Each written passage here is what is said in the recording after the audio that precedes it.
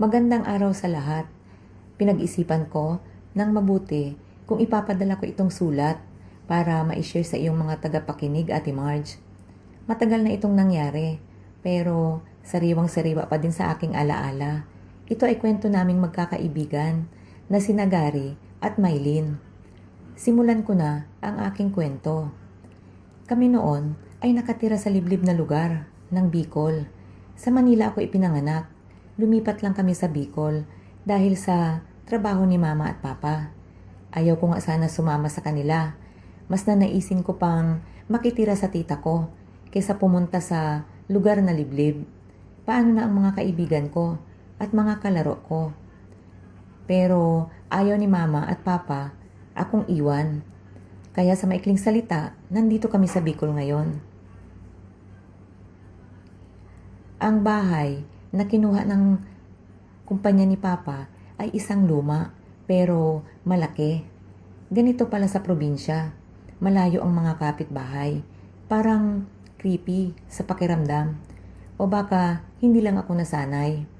Lumipas na ang araw at buwan, nakasanayan ko na rin ito. Nagkaroon na ako ng mga bagong kaibigan. Isa lang ang laging paalala sa akin ni Mama at Papa na huwag ako makipag-away. At huwag ako pumunta sa lugar na hindi nagpapaalam sa kanila. Oo lang ako ng oo, Ate Marge. Pero kagaya sa ibang mga bata, pasok sa kabilang tenga, lusot sa kabila. Isang araw, dinalaw ako ng mga kaibigan, pahapon na, at wala pa sina Mama at Papa. Inaaya nila akong pumunta sa lumang bahay na napapaikutan ng malaking puno. At balita ko, ang nakatira doon ay isang matandang kuba na may alagang malaking aso. Kinatatakutan siya sa lugar na yon. Walang naglalakas loob na pumunta doon. Hindi na nga alam ng mga tao kung paano daw nabubuhay ang matandang yon at hindi naman nila nakikitang namamalengke para bumili ng pagkain. Siyempre, Ate Marge, sa edad kong 11 years old at ang dalawa kong kaibigan na 9 at 12, nagyayabangan sa mga kwentuhan. Si Gary, isa sa mga kaibigan kong lalaki. Duwag lang ang hindi sasama, ang nakairap nitong sabi. Sumagot agad ako. Laking Manila to, Gary. Ako pa ba? Sabay, nagtawanan kami. Oh, ano pang hinihintay natin?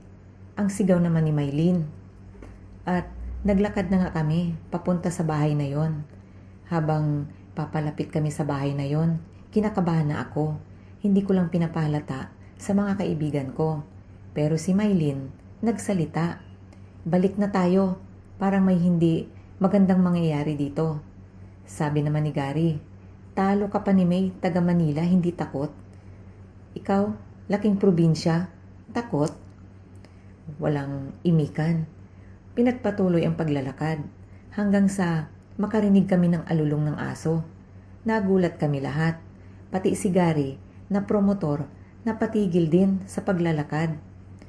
Nakarinig kami ng mga yabag. Parang naglalakad palapit sa amin. At may biglang nagsalita mula sa likuran. Ang lugar na ito ay hindi para sa inyo. Lumingon kami lahat at nakita namin ang matandang kuba at ang kanyang malaking aso. Totoo ngang napakalaki nito kasi halos magkasing taas na kami. At ang matandang kuba ay balot na balot. Tanging mata lang ang lumalabas. Ang lugar na ito ay hindi para sa inyo. Nagsalita siya ulit. Takot na takot kaming lahat. Si Mylene ay nagsimula ng umiyak. Nataranta na din naman ang matandang kuba. Biglang bumait ang mukha. Naisip ko tuloy na baka hindi totoong nakakatakot ito. Baka ayaw lang din ng mga tao sa kanya. Kasi nga, kuba ito. At laging balot na balot. May inabot sa aming tinapay. Umuwi na kayo. Baka hindi ko makontrol ang alaga ko. Ano pa ang mangyari sa inyo? Nagkatinginan kami ng mga kaibigan ko. Hindi pala ang matandang kuba ang may problema, kundi ang aso. Akma na kaming aalis.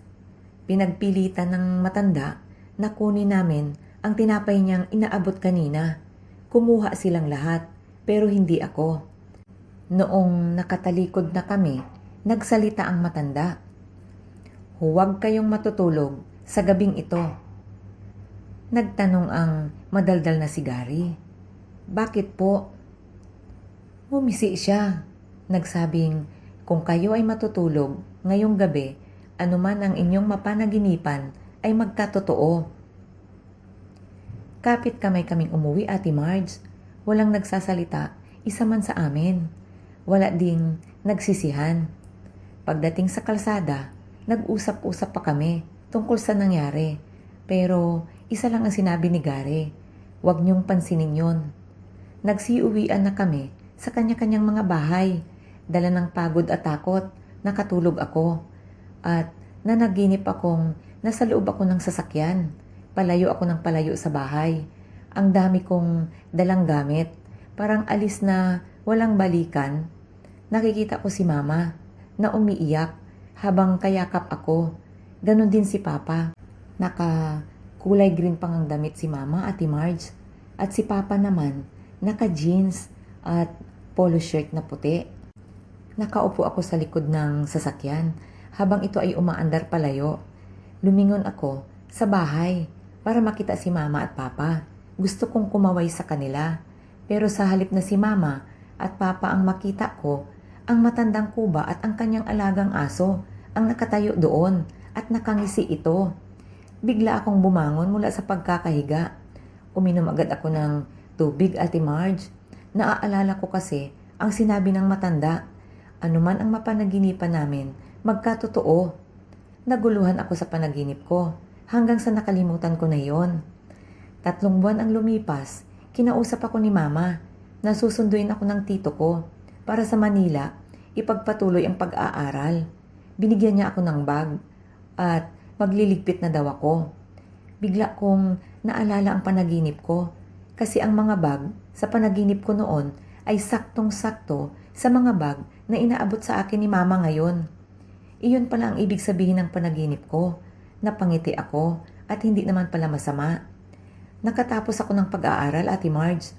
Bumalik ako sa Bicol at doon ko nalaman na ang mama ni Gary ay namatay at tinanong ko siya kung ano ang nangyari. Noong gabi pala na yon ay napanaginipan niya ang mama niya na maaaksidente ito at ang magiging sanhi ng kanyang kamatayan. Pero binaliwala ito ni Gary at nakalimutan na niya ang panaginip na yon. Naalala niya na lang ito nung naaksidente ang nanay niya at namatay. Dinalaw ko si Maylin. Balot na balot ang mukha nito. Umiyak siya at niyakap ako. Nanaginip siya ng gabing iyon na nasunog ang kanilang bahay at hindi siya nakalabas agad. At sa panaginip niya, mukha niya ang napuruhan. Alam niya ang tungkol sa panaginip. Kaya daw, naging alerto siya pagdating sa apoy. Iniiwasan niya lahat. Kaya nagulat na lang siya nang masunog ang bahay nila. Hanggang ngayon ay malaking katanungan kung saan nagsimula ang apoy. Kawawa naman ang kaibigan ko. Halos hindi mo na siya makilala. Puro peklat ang mukha. Kamustahin ko sana sa kanila ang tungkol sa matandang kuba, kung buhay pa ba at kung doon pa din nakatira. Pero sinarili ko na lang. Ayaw ko nang banggitin kay Maylin para hindi na niya maalala pa ang nangyari sa kanya. Naglakad na ako pa uwi, Ate Marge. Medyo gabi na, mag-aalas 6 na ng gabi. Matagal din kaming nagkamustahan ng mga kaibigan ko. Masaya akong naglalakad pa uwi nang may nakita akong naglalakad din. May asong kasama. Tumingin ito sa akin. Isang matandang lalaki na nakangisi at nagulat ako kasi ang asong kasama niya ay yung aso ng matandang kuba noon. Diyan nagtapos ang kwento ko, Ate Marge. Bumalik na ako sa Manila ngayon. May sarili na akong pamilya. Wala na din sila Mama at Papa sa Bicol. Napagdesisyon na nilang sa Batangas na lang tumira.